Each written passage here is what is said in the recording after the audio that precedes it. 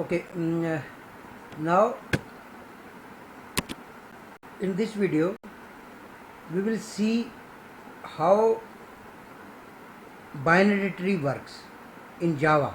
Okay, so for the binary tree we have a class node. Okay,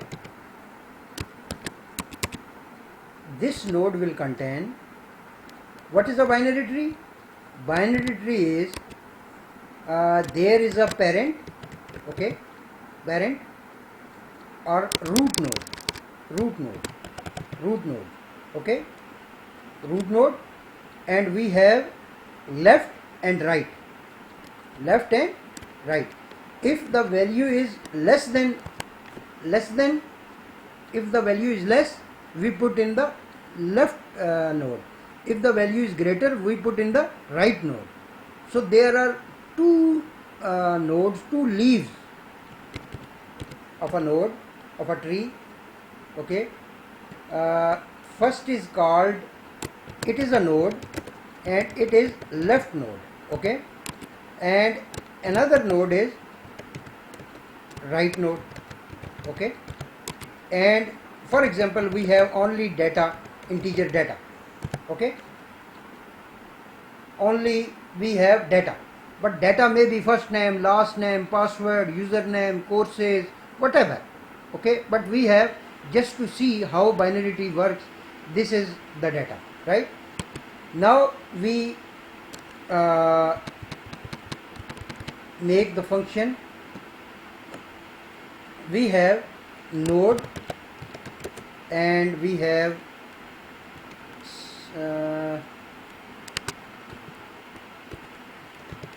static node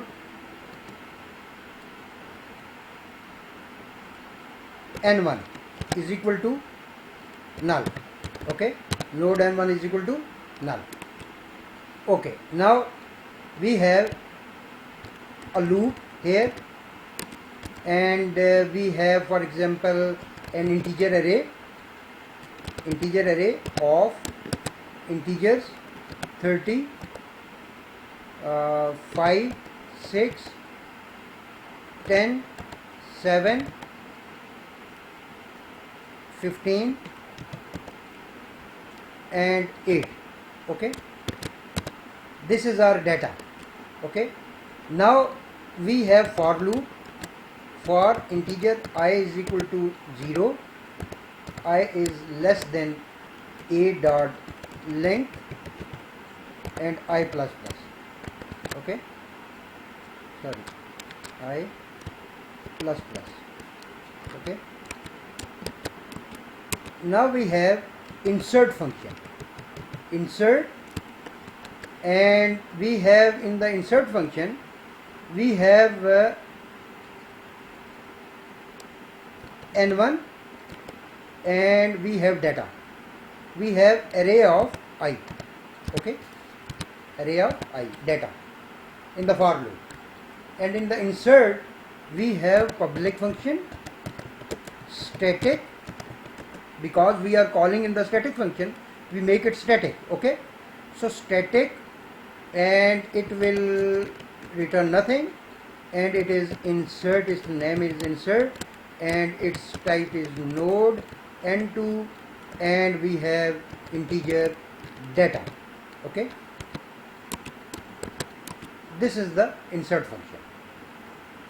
Now we, first of all, we check if n2 is equal to null, if n2 is equal to null, if it is first node. Okay, first node or any new node, we have n2 is equal to new node, we will create the new node, and we will set the, if it's left to null and it's right to null. Okay, now else, and we should return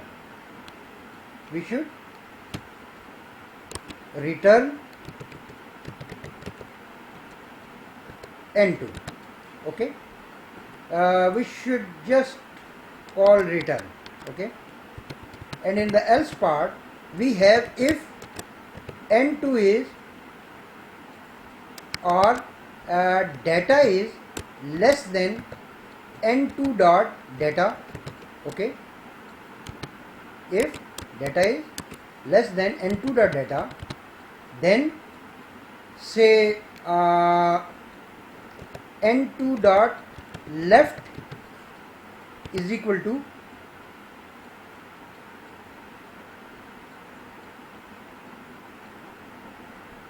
n2 dot left is equal to n2 dot left is, we should call insert again. Okay, we should call insert again, insert n2 dot left and the data with the data. Okay,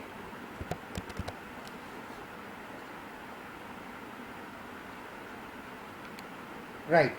Now else it means it is greater than n2, so data is insert n2 dot right and we have data.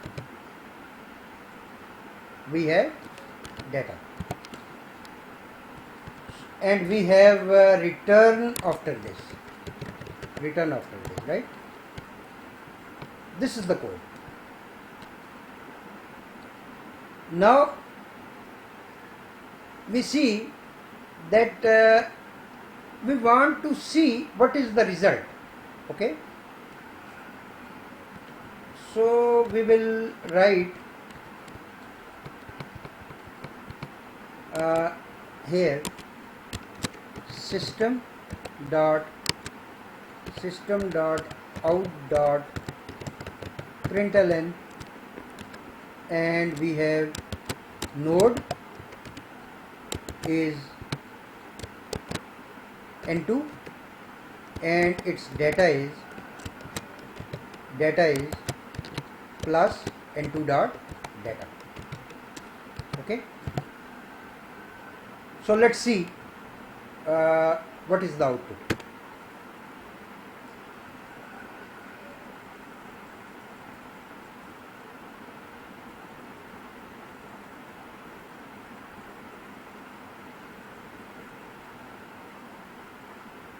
Okay, you see this is all 0. Okay, and this is all 0. Why it is all 0? Because we are not setting any data. n2 dot data is equal to data. Okay, that is why it is not showing anything. You see 35, 6, 10 and addresses. You see addresses? These are the addresses of the nodes, and we put the address of next node in the left of the parent. Okay, if less, if greater, then right of the parent. This is simple. Okay, and we call n2 dot data again and again to see the result. Then we traverse the binary tree. How to traverse? There are in order traversal. Okay, in order traversal. There is pre-order traversal. In order, pre-order and post-order. What is in order? In order means we have left, data and right. So we should write here what is in order. You can implement it very easy. Okay, so in order is what? Left, data and right. This is in order. And what about pre-order? Pre-order is we have data left and right. We have data left and right. Okay, and post order very simple, post order. So we have left, right and data. Okay, so these are three different functions, and we will use again loop, while one, while true. Okay, and we can make these functions. Okay, and we call these functions to traverse the binary tree. Okay, so why binary tree is used? Binary tree is used to search the data. Okay, search the data. This is binary tree, means there are two nodes. If there are n nodes, if there are more than two rows, two nodes, two child nodes, if a parent has more than two nodes, then this is not binary tree. Okay, and if we apply threading, then threaded binary tree. Okay, this is some kind of static, right? Static, but dynamic binary tree means threaded binary tree. Okay, there are threads. Okay, so there is n binary n tree, there are n elements, n child elements. Okay, and so you see, if you see this matrices, if you see in new languages like Python, we have scalar value, like we have data, this data, scalar value. We have vector value, we multiply the vector with scalar. Okay, and then we have matrices. Okay, matrices is two dimensional, or tables are two dimensional, table, relational database management system.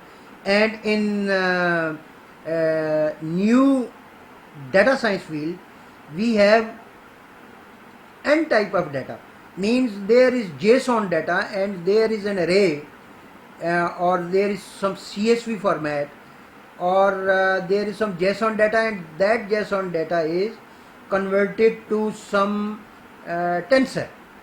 Okay, n dimensional, not two dimensional but n dimensional. Okay, two or three dimensions but n dimensions. So you may have heard about TensorFlow, or used this technology TensorFlow from Google. Okay, using Python and other different technologies. So these are all based on these data structures. Okay, so you traverse the data structure, you find something, you find the pattern of the data. Okay, here we have only one data field. So if you see, if you have student, then student has name, email, password, course title, duration, fee. Okay, so this is the data part, and every data part has left and right child in the binary tree, left node and right node. Okay, left node will contain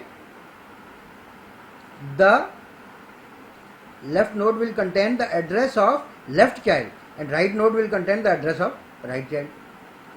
Left child and right child. Okay, so we traverse using addresses. You see these addresses, btree4.node, btree4 is class name, .node is class name, at, this is the address. Okay, so every address is separate. That is 74269C, 922, 54F. These are all separate addresses, and we manipulate these addresses using to search the tree. Okay, so we sort, search. Okay, so this is how we manipulate the binary tree in Java, right? So you see, very easy. It is very easy, right? And we can have in order, post order and pre-order functions, and then we can have search function, search the binary tree. Okay,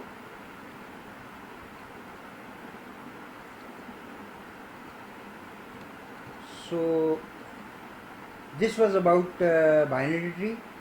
Then we will have now, after this, if you understand this, we should not waste more time. We should go to straight to Python, right, and write the functions like AI language, okay, where there is very easy to manipulate everything. Every library is available, functions are available, and we use those functions, okay, to analyze the data, to process the data, to make algorithms, to make models, to make patterns, to detect the patterns. We have outputs, we visualization, right? We make the outputs in the form graphical format, in different formats, right? And we have, for example, there are many different